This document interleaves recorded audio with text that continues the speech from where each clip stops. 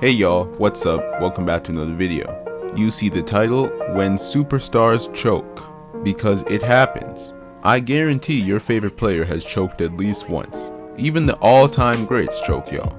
But the reactions to great players choking can be much different depending on the player, and I'm not sure why if it's the same caliber player. For example, LeBron in the 2011 finals. Everybody knows, except for some of his biased fans, that LeBron was atrocious in the 2011 finals. It was a drastic underperformance. He goes from averaging 26 in the regular season to just 17 points a game in the finals. He averaged 4 turnovers a game. Obviously, he had that game 4 where he dropped 8 points on 3 for 11 shooting. It was atrocious. He was trash in the fourth quarters. We've all seen all of those graphics. That was an all-time atrocious finals performance considering the caliber of player that he is. And he was scrutinized for that performance, as he should have been. And even still today, 11 years, 8 finals, and 4 championships later, people still bring this up all the time. People like Skip Bayless bring it up all the time. And some people say that LeBron can never ever be the GOAT because of that 2011 finals. And that is what it is. But let's compare it to somebody like Kevin Durant, who's always talked about as on the same level, sometimes better than LeBron James. In the 2016 Western Conference Final, KD and the Thunder blew a 3-1 lead to the Warriors. In the last 3 games, he shot under 40% from the field and 26% from 3, and we all remember the ending of Game 6, which was an all-time single-game meltdown. The Thunder go on to lose Game 7, an epic collapse, and KD receives scrutiny for like a few weeks until he signs with the Warriors and then receives even more scrutiny for that. But then fast forward a few years now, y'all, when people are still talking about LeBron in 2011, now it's completely revisionist history and everybody is blaming the Thunder's blowing a 3-1 lead on solely Russell Westbrook. Skip Bayless and a bunch of other people have completely absolved KD of the blame and are solely blaming Russell Westbrook.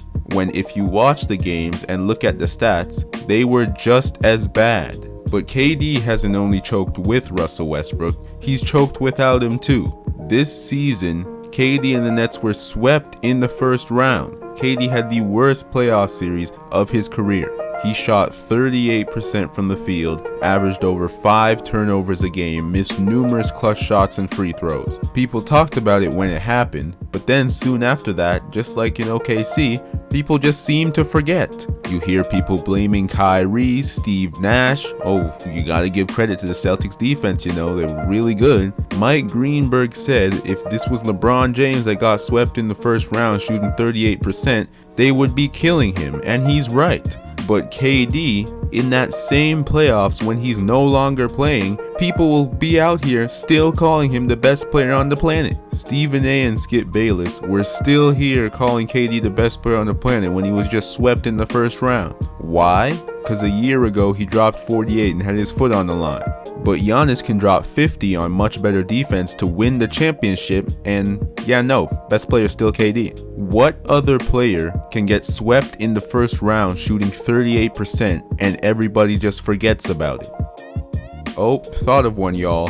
Damian Lillard. In the 2018 first round against the Pelicans, Dame and the Blazers were swept and he averaged 18 points a game on 35% shooting. The same Damian Lillard that people like Max Kellerman tell us is better in the playoffs and he'd take him over Steph in the playoffs. This never gets brought up. They always bring up the 3-1 lead for Curry, but never ever do I hear anybody bring up Dame getting swept in the first round as the higher seed shooting 35%. He goes from averaging 27 on 43% in the regular season to 18 on 35% in the playoffs, getting swept as the higher seed, and just like KD, it's completely forgotten about. Something that's not forgotten about is obviously Steph Curry in the 2016 finals. The Warriors became the first team to ever blow a 3-1 lead in the finals. Steph Curry was trash all 7 games. Even when they won, he was still awful. Obviously, the last 3 games is what everyone talks about, shooting 36% from the field, averaging more turnovers than assists, playing like trash in the fourth quarter. We all remember Game 7, all the misses, the air balls, the late turnover. It was horrible. And Stephen A and Skip Bayless and everybody told you how horrible it was. But fast forward 3 championships later, and Skip Bayless is telling you that those mean nothing because of his 2016 performance. But in the same sentence will tell you that Kevin Durant is the best player on the planet, despite just getting swept in the first round. People like Max Kellerman would always bring up the 2016 finals to tell you that Damian Lillard was better, but once again would completely ignore 2018. And with KD's 3-1 lead, he gets a pass while Russell Westbrook gets all the blame. When for the Warriors, you can just as easily do the same thing, but I don't hear anybody do it. Clay was just as bad, Draymond got himself suspended, and Harrison Barnes shot 15% in the last 3 games. But Curry gets all the blame, which I personally am fine with because the superstar should get the brunt of the blame, but I think it's ridiculous when those same people blaming him are giving other people passes for doing the same thing, or just straight up ignoring it happened. But y'all, one time that I've seen a player completely dodge the blame for blowing a 3-1 lead despite being so hyped up is Kawhi Leonard. In 2020, when the Clippers blew a 3-1 lead in the bubble, games 5, 6, and 7, they blew leads as big as 16, 19, and 12. They ended up losing all those games. And in game 7, Kawhi Leonard was as awful as I have ever seen. He had 14 points on 27% shooting and 28% from 3. He was 1 for 11 in the second half and 0 for 5 in the fourth quarter. He had a total of 2 points in the second half of a game 7, 0 in the fourth quarter, blowing a 3-1 lead in the process, blowing ginormous leads in the last 3 games in the process, getting completely lit up by Jamal Murray. Y'all remember how hyped this Clippers team was. Max Kellerman every day. Kawhi Leonard is the best player on the planet. The Clippers will win the championship. It will be Clippers versus Lakers in the Western Conference Final, and the Clippers will win because Kawhi is better than LeBron offensively and defensively.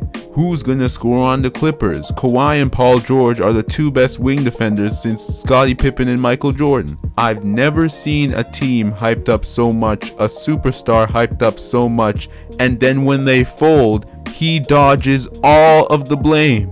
It's Playoff P's fault, it's Doc Rivers' fault, it's Lou Williams' fault, the bench was terrible. Everybody's fault but his. Ironically, the only person I can recall holding Kawhi accountable was Stephen A. Smith, which is exactly my point in this video, because Stephen A. Smith is the same person right now screaming Kevin Durant is the best player on the planet, even though he just got swept in the first round. My thing is keep the same energy, y'all. That's what I do. When Kawhi balled out in 2019, I praised him. When he choked in 2020, I was on Twitter giving him the same stuff that Paul George was getting, because he's the superstar. Yet Paul George was getting accountability closer to what other superstars like LeBron and Curry get compared to Kawhi. But yeah, y'all, my thing is just keep the same energy. When a player plays good, when a player plays bad, no matter the player, just keep the same energy. If they're on the same caliber, obviously. Yeah, just keep the same energy. That's what I'm about. So hope y'all like this video. Make sure to like, comment, and subscribe if you did, and if you want more videos like this. And yeah, I'll see y'all later.